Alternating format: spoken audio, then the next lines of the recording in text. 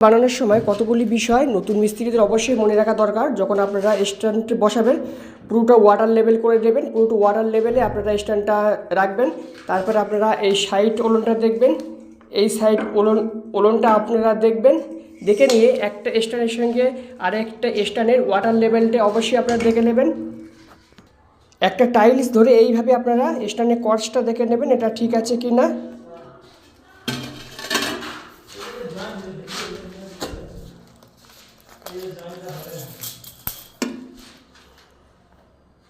তারপরে একটা টেপ দিয়ে আপনারা এটাও দেখে নেবেন এটা কত ইঞ্চি আছে প্রত্যেকটা একই মাপ রাখবেন এবং এর উপরের চওড়াটা দেখবেন এবং নিচের চওড়াটাও আপনারা এইভাবে দেখে নেবেন।